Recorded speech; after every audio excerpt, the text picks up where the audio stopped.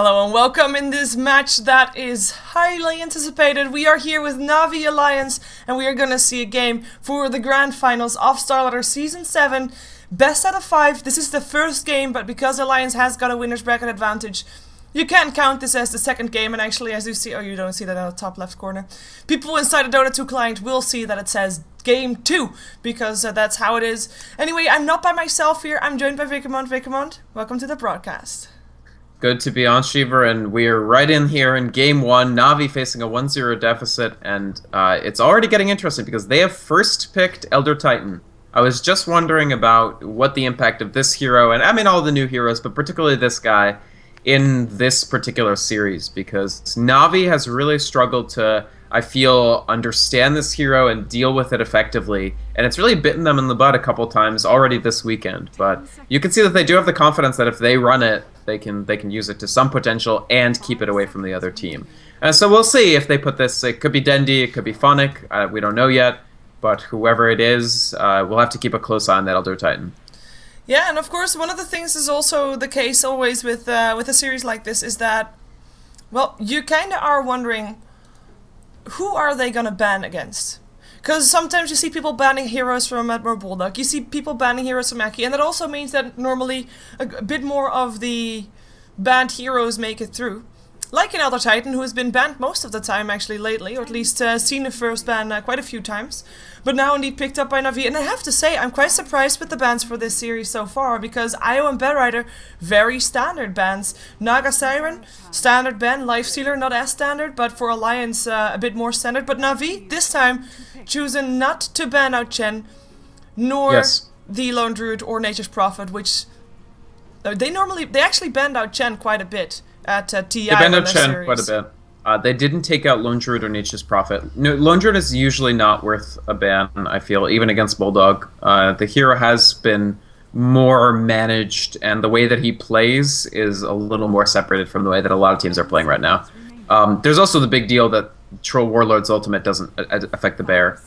That's true. So I don't really think he merits a ban usually. The heroes that you can ban include, of course, Naga. You can't let through against EGM. But just in general, Naga is quite a bit stronger than either Prophet or any of those other heroes we mentioned.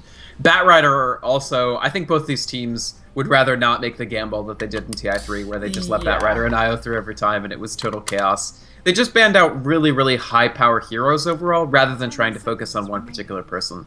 The closest thing to a pocket ban we've seen so far is this Lifestealer against Quost, but I'm not convinced in the first place that Lifestealer isn't a top-tier hero. I think teams just don't pick them because he gets boring, not that he's particularly weak. Yeah, I think so too, and I mean, Havos does play him really well.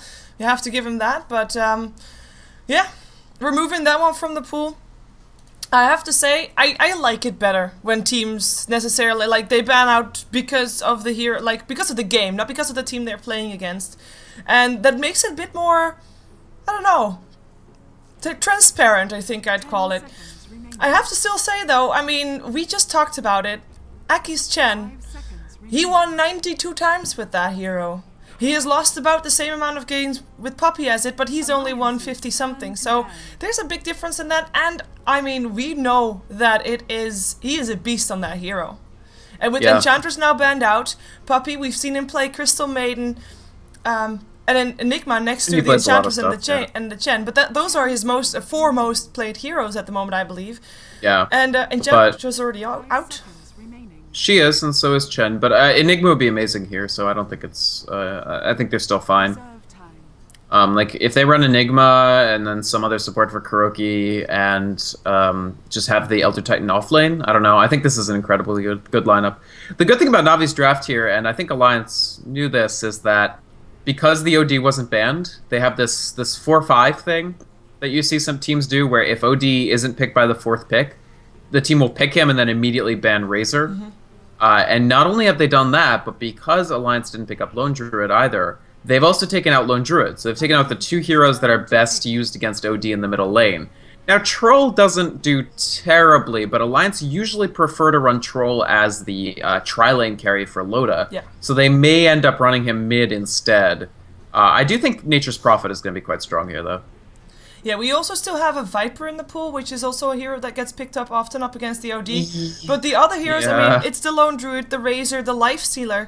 Those 3 heroes are the ones that we've seen quite often up against the OD. Viper, maybe not as much, and also not that high success rate, I have to say. Yeah, Viper's like the problem with Viper is that like you pick Viper, you do okay in lane, and then you have Viper.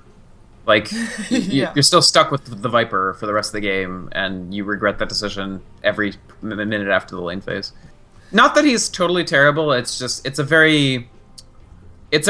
quite a risky pick. Honestly, he has a lot of disadvantages. No hard disable, and in fact, the rest of their lineup doesn't have any hard disable, so Viper would be a pretty bad choice. He is quite slow, so to chase he relies primarily on his spells. Poor mana pool, so he doesn't even harass OD that much because OD eventually just witters his mana pool down to nothing, so he can't ult.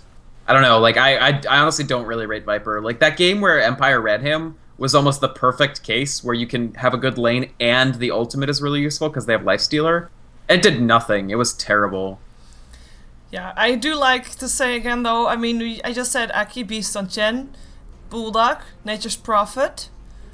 I think that Na'Vi is pretty happy with the picks that they have, but they're not necessarily their strong. They're strong heroes, all 3 of them, but they're not necessarily their strongest heroes. Well, Alliance, this is a tried and tested lineup so far. Right. Yeah, I think this Alliance lineup looks pretty strong.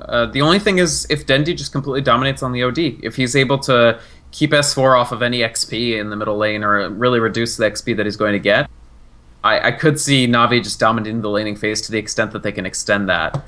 But they will have to play patiently. They'll have to play differently from how they played in the winners bracket final because Alliance was really... They were really running the table on them because, like, especially Game 3 was just pretty rough to watch because it just seemed like Na'Vi were growing increasingly desperate to find a gank. And that's a position that you never want to be in against Alliance, who are so good at punishing gank attempts. Yeah, now also with an Abaddon, so any gank with an Abaddon around the corner is going to be a bit more tricky. Though I do think Alliance, they are kind of lacking disables. Yeah, they don't have anything for disables, basically. I mean, they have the Troll Bash, so he can, like, auto-bash somebody that he fights 1v1, but he's certainly not going to be stunning much of anything. Chen can bring creeps that have some effect, and eventually Nature's Prophet adds a Scythe of Vice, but... Yeah, they're going to probably look for somebody with a stun. If they do run the Troll mid, then Alchemist is an option, and he packs a pretty beefy stun. Yeah, they just need a mid hero indeed. Well, I'd really then depend, like, I really am curious if the Troll is indeed going to be mid or not.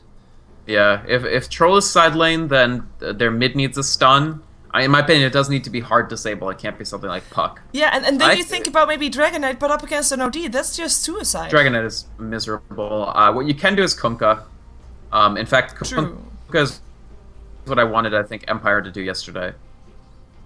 Like, Kunkka has a bunch of disables. He has a pseudo-disable on the X, he has a hard disable on Torrent, you just have to land it, and he has an AoE stun that goes through BKB on the boat. So, and they have played Kunkka, by the way. S4 does know how to play Kunkka, so yeah, we have it's seen an it option. Before. And we have seen it before up against the OD regardless. He overall does actually pretty well up against an OD, also in terms of last hits. Timbersaw now picked up by Na'Vi, so they've got all their 3 lanes sorted, just need 1 hero for Kuro still, and you know, there's still a Rubik in the pool if they want to go for something like that. They do have their heroes sorted, but who's on which hero is what I'm starting to get very interested in. Like, the OD is probably mid, but then I guess that's tri-lane farming Timbersaw, which is actually something we don't see every day, but it's okay. If your supports are really good at jungling, like if they get Crystal Maiden and Coddle, they can just never go to lane and Timbersaw will get his levels. But if it's like Visage or something, then you might see Timbersaw kind of cribbed for XP. Yeah, it really also depends what Alliance last hero is, I think. And Na'Vi keeps their minds open. And, I mean, should it be a hero that indeed does really well up against the OD, they can just put OD on the safe lane, put Elder Titan mid, and he is going to be doing okay there. As a Visage and Kunkka actually get banned out, both of them. So, dude, I'm on my game today. Yep.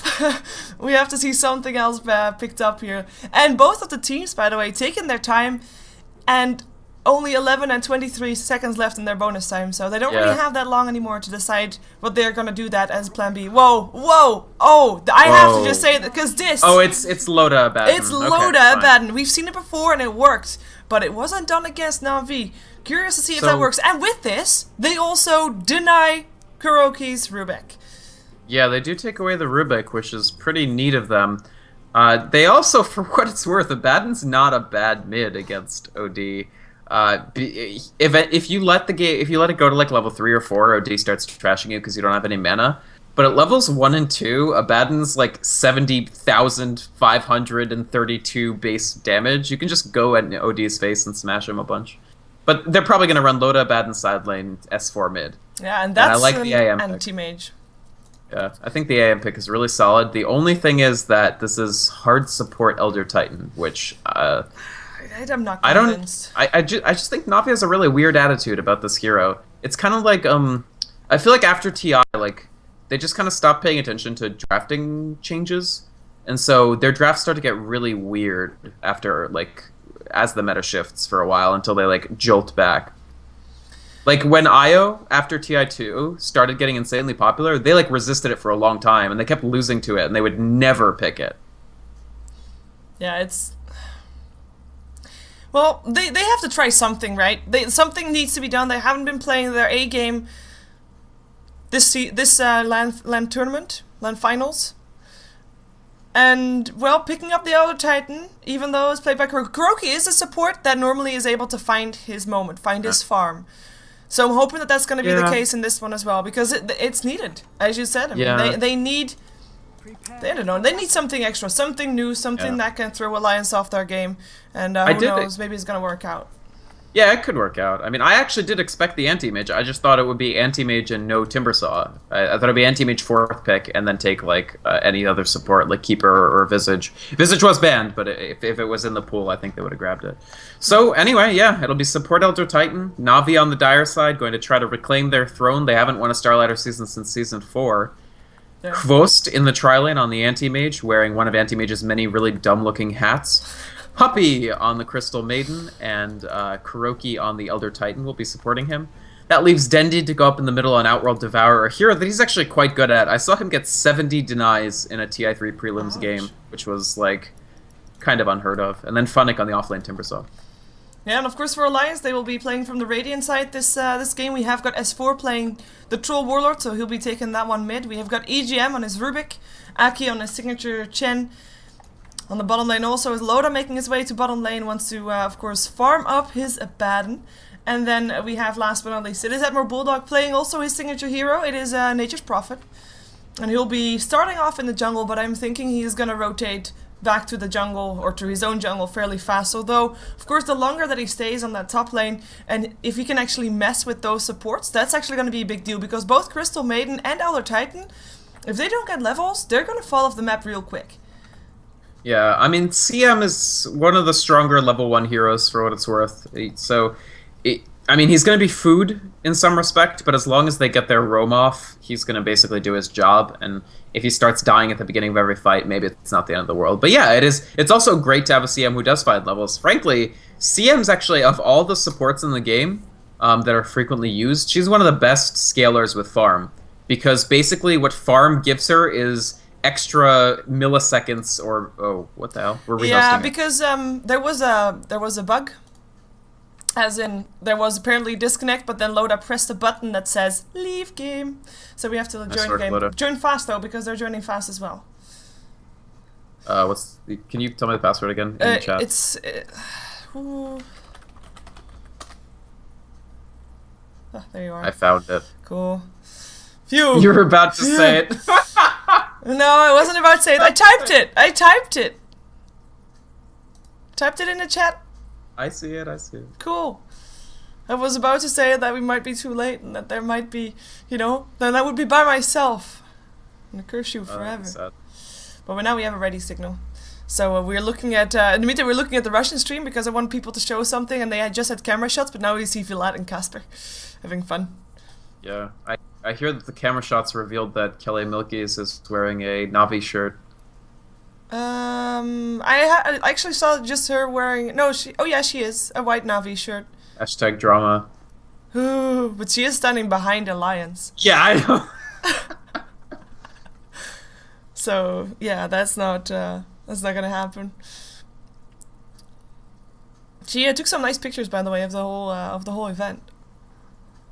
Nice. Yeah, everybody looks so focused. I do like that with... I don't know actually if I like it or not, but they're behind, like, you can see the players sitting down, and then behind them, there's people sitting, there's the manager, and then there's some people looking at their phone, and I don't know, there's just a couple of people sitting behind the teams. I have no idea what they're doing, but they're sitting there.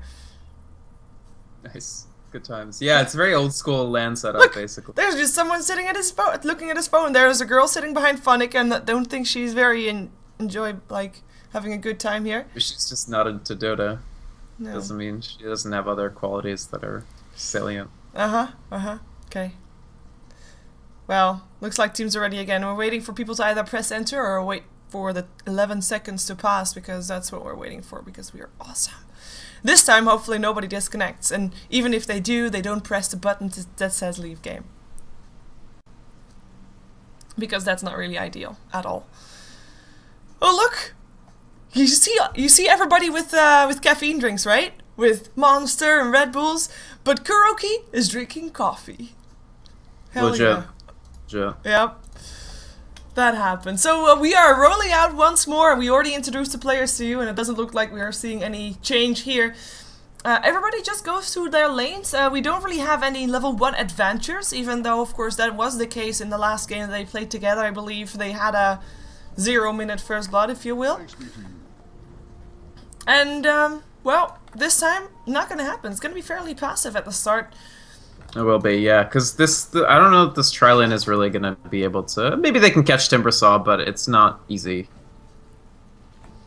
Funnick actually is smoked up and in the trees, so he's doing the Demon Dota tree hiding off lane. Yep. So he's feeling pretty nervous about his likelihood of surviving. Interesting thing is that a bug fix to Timbersaw actually pretty substantially nerfed him. He's still a strong hero, but the fact that stuns while the Timber Chain is out will actually interrupt the Timber Chain rather than the Timber Chain continuing and Timbersaw just flying away in stunned state is actually a huge change, and it's not talked about enough, I think. Yeah, we saw it earlier today actually in one of the Rapture Gaming League games where Timbersaw thought he could Timber Chain away from a puck. Dream Coil. Yeah. Well, right. Good luck you with can't. that. You very much cannot. He found out the hard way.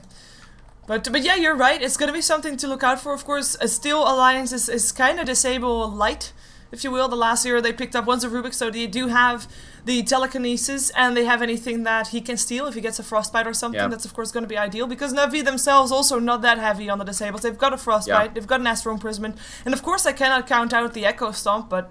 Yeah, I think Navi's pretty set for stuns. I do have to say, especially with this anti-mage pick, gotta say the push from Alliance though. Like, okay, they don't have disables, but their push is absolutely insane. They can push 2 lanes at like an extremely accelerated rate. Puppy coming in with the invisibility rune. S4's in a bit of trouble here. Actually, a lot. He might die. Yep. Hello, Invis rune, Frostbite, and that's gonna be your first blood. Dendy takes it home. Takes a lot of harassment for it, but that is so incredibly worth it. He is gonna be having a good time here on the lane. And level 1 is the time to gank Troll. Once he's level 2, like imagine them trying that gank at level 2. They would have actually possibly lost Loda both. finds out where Funnick is. He takes a bunch of his creeps with him. No, that's not his creeps. What am I saying? Just make sure that the shield pops, but at least he forced him away. But Timbersaw did get level 2 from that. Yeah. The Hannah Montana / Demon Dota survival tactic did work for at least a little while. And that's pretty critical for Timbersaw to be able to get at least an ability and a passive. Yeah, it's Timber Chain passive. Yeah, by the way, like, Chen is not the one hero that you often see with the Harpy Stormcrafter, because of course he will sacrifice his own farm for it, but because of S4 dying, there's gonna... Oh, Puppy comes in with a Frostbite. That Harpy Stormcrafter is a sad soul. He will go down for that one. There we go. Actually, just Chen picks up a new creep, but that was needed to help S4 get back into the lane. Didn't really get that much from it, apart from forcing Danny a bit away, but... I don't know, gives him a little bit extra of a punch. We'll see if Aki is lucky enough to get another one. Well, that was just... It was Puppy being really... I don't actually know that Ake can do it again if he gets another one. Like, it's going to set him so far behind. You can't really afford S-Chen. As you pointed out, Sheeper, it's not Enchantress. You can't carry a bunch of creeps around. If you decide to delegate to the middle, you sacrifice a tremendous amount on Chen. I think they're because the first Harpy Stormcrafter gank failed more or less. He only got 2 Chain Lightnings off. I don't really think they can afford to again until Chen finds some more levels. They'll just have to let S4 suffer. It was really smart of Na'Vi and really smart of Puppey to make the decisions he did, and especially to do it at level 1 rather than at level 2, where Troll Warlord would have the whirling axes, because he honestly could have killed both of them. Yeah. If it would have that, then we've seen it before. It's just the missed chance that it brings with it. You think you're so close, but then you're not. By the way, Puppey is not letting go. He is keeping on rotating while Loda is playing with fire. But the rotation on bottom lane, or top lane, is still there. Bulldog will get Nova. No Frostbite though, although there is still going to be a an Astral Spirit coming around for some extra harassment. We're gonna see if there's gonna be a push on the tower. Doesn't look like it. Just continuing farming. He has to be so careful though, Bulldog that is, because KuroKy and Puppey, they don't look to back off at all. No, they're... And Havost, by the way, they just popped his last clarity, so he has to probably... He might die. He's dead. One more hit, boom, you're gone. Havost taking a lot of tower harassment, by the way. Look at that. Luckily for him, he can blink again in a second, but that was pretty damn scary. Nature's Prophet actually TPing back in. Perhaps he can get himself a kill here. Yep. Hello. Okay. Oh, you Video know, games. Oh. Yeah, that was... yeah. No, probably not worth the kill on Bulldog. No, I don't think so. That was a bit of a freebie there. Never say no to that freebie. Funnick in the meantime, he's got level 2 Timber Chain. Apparently he thought he had level 3, but he will still be able to run away rather than Timber Chain away. But he's getting experience here because the supports of Loda are middle. Smoked up, that is. Behind S4. Dendi might be in some trouble. There's of course no real disable to initiate with apart from his if the Rubik comes in range. Which for now is not going to be happening because Dendi is very safe next towards his tower. And next to that, Troll doesn't even have enough mana to go for Whirling Axes at all. Like Puppey's coming in again too, so he will actually de-smoke them, but they'll know why. But it doesn't matter because he's already spotted, Dendi's already backing off. So Puppey is ruling this game kind of on the CM. And it actually is really, really relevant that Frostbite that makes her a useful jungler also makes her actually pretty freaking good against Chen. Here comes Bulldog in the middle. Yeah, Sprout is there, Astral Imprisonment as well. In come the Whirling Axes, at least he has mana for that one right now. Nice stun on the Centaur, still makes him stomp though, but actually misses stomp. S4 actually will get picked off. That's the one kill that will happen here. Yeah, Alliance are feeling very uncomfortable. It's so rare that Bulldog actually comes in that early and in an offensive rather than defensive capacity that Navi's thrown them off their game completely. And also the support Elder Titan is doing work just because his spells are overpowered. Just using that Astral Spirit as the maneuverable Keeper of the Light nuke. I like that with his level 5 point, he actually puts the point in his, wait a second, Funnick. What are you doing? Oh, he really wants to try and make something happen? No, he does not. Weird. Loda doesn't have enough damage yet to chase that one. But I like that KuroKy went for the Natural Order rather than for the Astral Spirit. Just because, I mean, you are still a support Elder Titan. So, yeah. Helping your team is a bit more important than being able to harass. And I mean, we're reaching that point where that aura is indeed more important than the spirit. Spirit's important too, but yeah, I like picking up the extra order. It really helps. Yeah, just all of their damage, which is already pretty good, just ramps up tremendously as long as the spirit is out and in range of the people that you're hitting. I don't know. I think Alliance, especially Bulldog, has been really harmed by this. Like, he's only level 5. Usually, I mean, he's actually doing fine on levels, but his farm isn't great. S4 is in trouble again. Yep, Spirit's not going to go for a stomp just yet, though he doesn't he have can't that picked up, of course. But the harassment is definitely clear. S4 sitting on 12 to 8 last hits, while Dendi is sitting on 26 to 23. Well, hello, sir. That level 1 gank. And, they actually kill him. They kill him. Puppey not even needed there. Just a Sanity's Eclipse was enough to just nuke him down.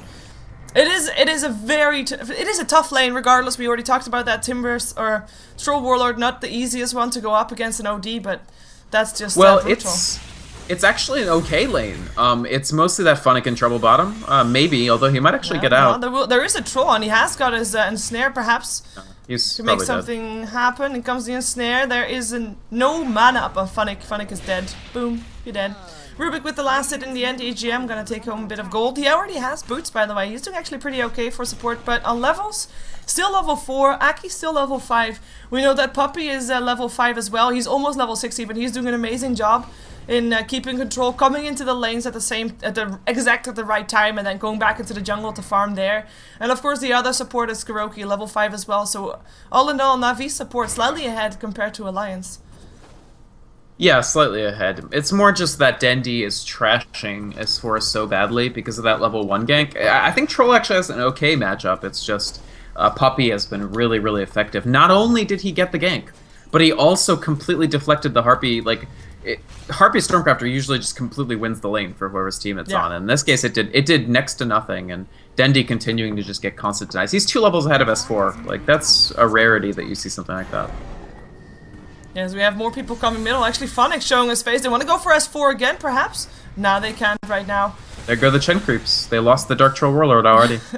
The Dark Troll Summoner, sorry. They're going to lose the Treants as well, but oh well, that's just free food.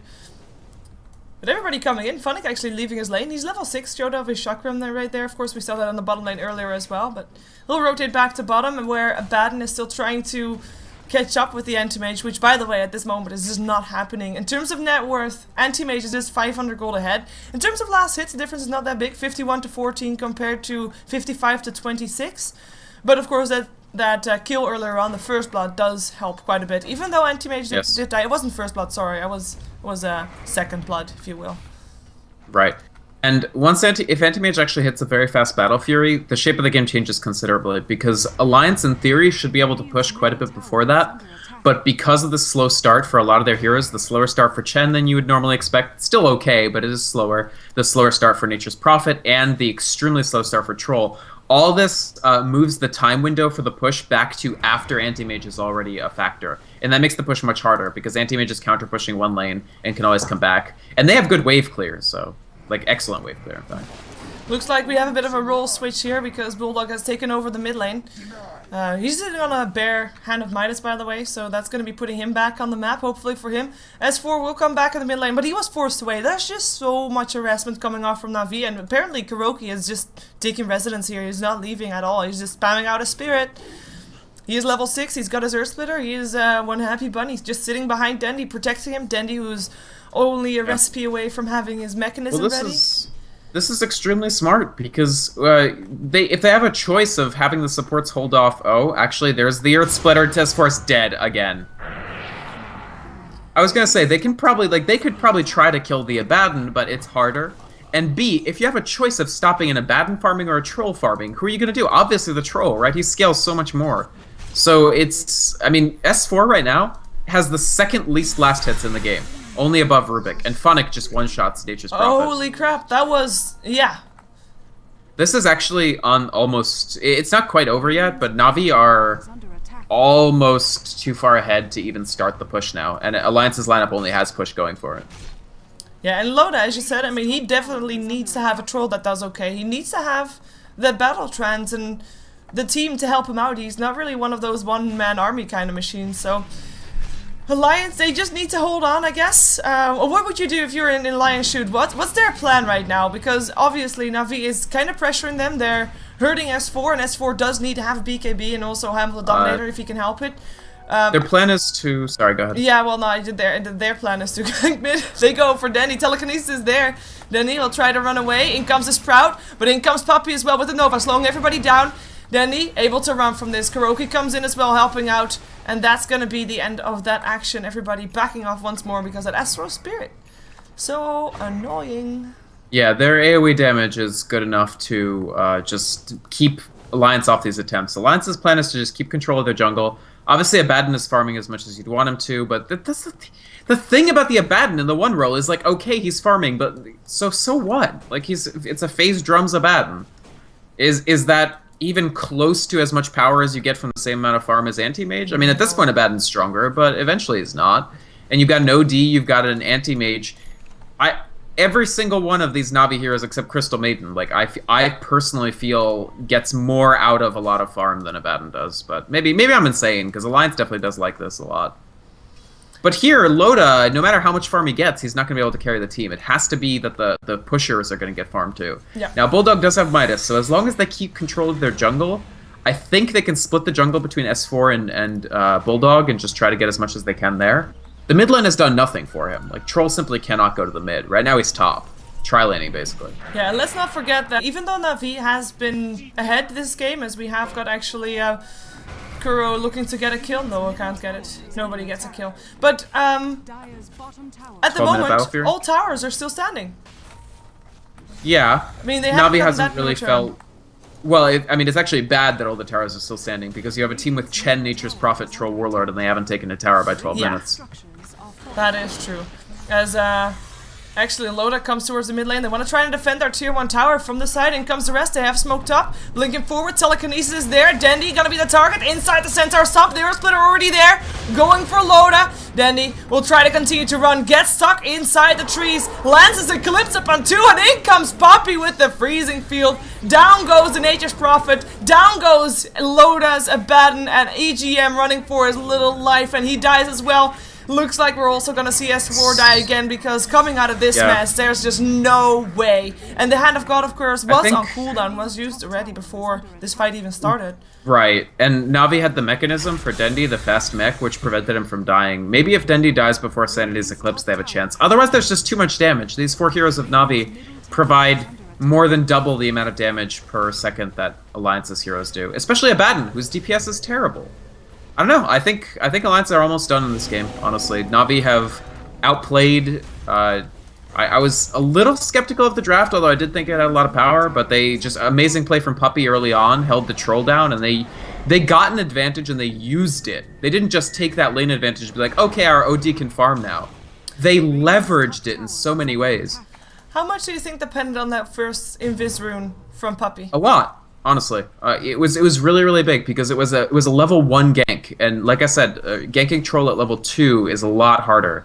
So the fact that they got the first kill on Troll, it's that plus stopping the Harpy afterwards, because now you've cost Ake a level and a half, and you've won the lane against S4, and you can leverage those 2 things. Yeah, I have to say, I mean, that is kind of luck dependent. But yeah, they are, I mean, the positioning of Puppy has just been superb, so that's helping them a lot.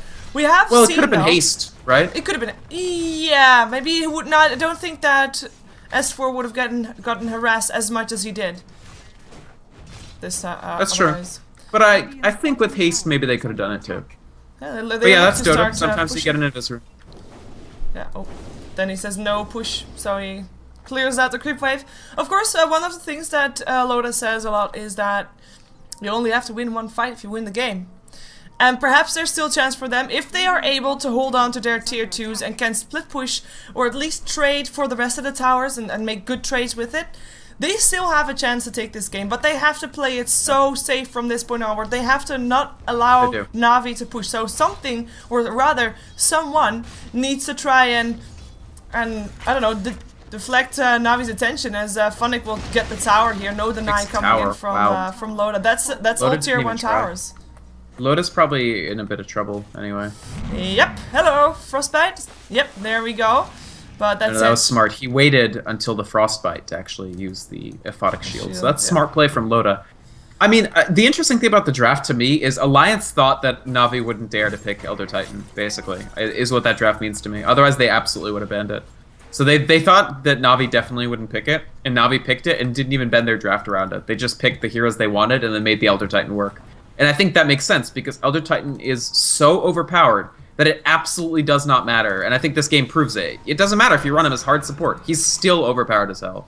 And he didn't personally dominate the game, but he is 1-0-7, Sheever. Like, and about to be 1-0-8 when Bulldog dies. Bulldog, though, he only needs 1 more hit. He uses his Midas at least before he dies. Can he TP himself up? Boom! Kuro gets the kill. Yeah. So he's 2-0-7 now. Like, Elder Titan can't be let through the ban phase, in my opinion. If you don't have first pick. Well, we're gonna see if he makes it through next time. He won't. No. Hello next time. I mean, we are gonna see you next time. Alliance, they make it a 1-1 because they tap out. Na'Vi takes game 2 of the series. Of course, winner's bracket advantage of Alliance now nullified because we are starting from scratch. It is 1 one in this best of 5. One of these two teams is gonna take home $12,000, while the other one will go home with $6,000 in second place on the team. What a game! Yeah, what a game. The teams will of course take a small break, recuperate. It was a fairly short game though. It was. I haven't seen Alliance dominated this hard since they faced the world powerhouses Power Rangers. Yeah. Oh, the powerhouse. Yeah, we are gonna jump ourselves into the second game and see if we can discuss a bit about the game that was just happening. So stick around. We'll be right back with game 3 of Na'Vi versus Alliance.